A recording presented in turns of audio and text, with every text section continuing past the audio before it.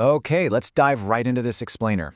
We're deconstructing a seriously fascinating imaginary conversation with the characters from Kazuo Ishiguro's absolute masterpiece, The Remains of the Day. We're looking at an incredible piece from Imaginary Talks that puts these characters, Stevens, Miss Kenton, Lord Darlington, Reginald Cardinal, and Stevens' father, all in one room together to finally confront the unspoken truths of their lives. Now, if you know the book, you know it's this profound look at memory, regret, and the stories we tell ourselves to survive. But this specific conversation, it zeroes right in on the very foundation of our main character's entire existence. So what does this all mean? Well, this probing question anchors everything we're about to explore. We are putting Stevens, the ultimate, quintessential English butler, under a gentle but completely relentless cross-examination of his life's philosophy. Just imagine reaching the later years of your life and realizing that the qualities you were the most proud of, the very traits you built your entire identity around, might have been the exact things keeping you from truly living. Wow, that is the heavy, powerful theme we are unpacking today. You see, for Stevens, greatness was defined entirely by this one strict interpretation of dignity. It requires extreme self-command, literally at all costs. It means inhabiting a professional role so completely that the personal self almost ceases to exist. A great butler, in his mind, doesn't just abandon his role the second things get unpleasant. He maintains composure, always.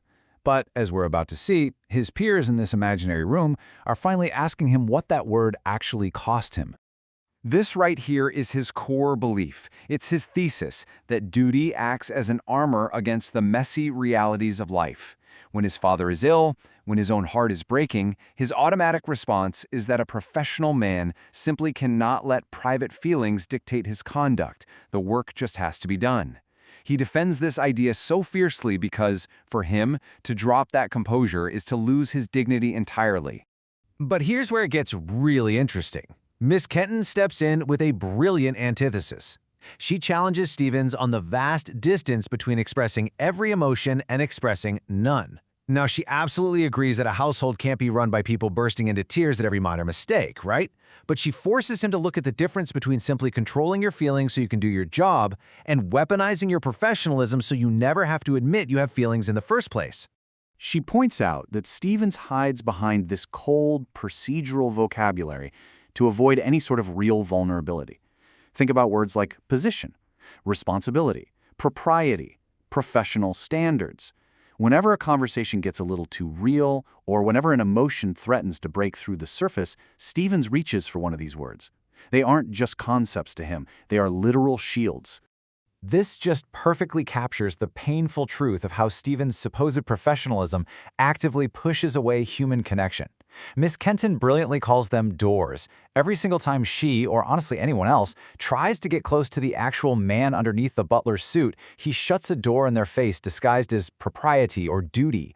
It's a tragic defense mechanism, and it's masquerading as a virtue. Okay, so let's shift gears to Reginald Cardinal's brilliant psychological breakdown of why Stevens behaves this way, because it builds perfectly on Miss Kenton's argument. Cardinal, who is Lord Darlington's godson, steps in with this razor-sharp observation. He suggests that we need to stop looking at Stevens' behavior as just some extreme form of dedication, and start looking at what that dedication was protecting him from. The crucial point here is that duty is wonderfully safe, it's measurable, whereas love is inherently dangerous and completely uncontrollable. Think about it. In duty, you have procedures, you have expectations. Someone tells you if the silver is polished or if the dinner was served correctly. It's pretty much like hitting your key metrics at work today. You have a guaranteed measure for success. But love? There are no standards. There's no manager telling you what to do, and absolutely no guarantee that the person you love will love you back. Cardinal suggests that Stevens' dedication wasn't just about being a great butler. Actually, it was a full-on retreat from the risks of emotional failure.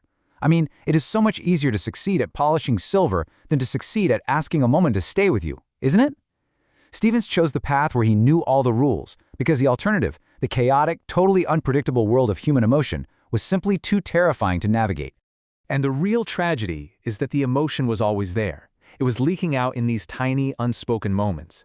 Miss Kenton lists these specific moments that prove there was a flesh-and-blood man inside Stevens who desperately wanted companionship and love.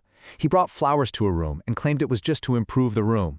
He stood silently outside her door. He was caught reading a sentimental romance novel and actually claimed it was just to improve his command of English. Come on, We all have our tells, right?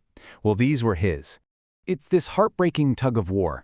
Whenever that man, the guy who liked sentimental stories, who wanted companionship, who just wanted someone to ask if he was tired, whenever he tried to step into the light, Stevens panicked and deployed the butler to force him right back into the shadows.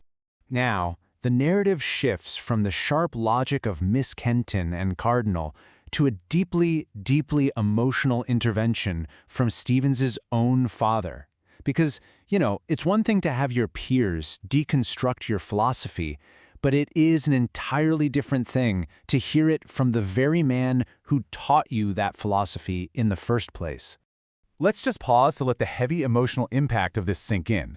It's a father recognizing his own tragic legacy in his son. He admits that while he taught Stevens composure and dignity, he might have accidentally taught him something far more damaging, the fear of needing people.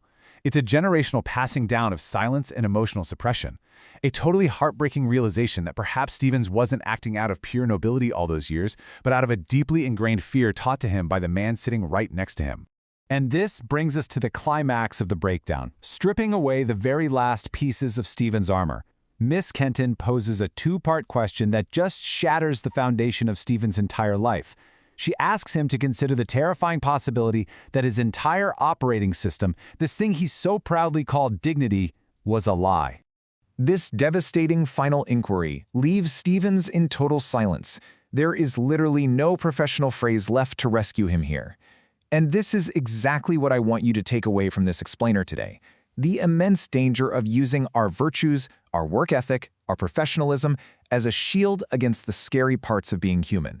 For Stevens, dignity wasn't a tool for managing his emotions. It was a permanent excuse to avoid the risk of ever having them. Now, we have only covered the very first topic of this incredible imaginary intervention, our deep dive into dignity versus fear.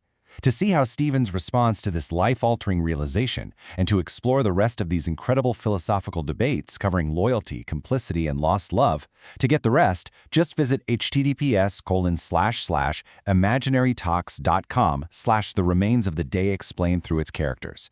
It is an absolutely stunning read. Until next time, I'll leave you with this final provocative thought. If you reached the end of your life and realized your greatest strength was actually your biggest hiding place, what would you do with the days you have left?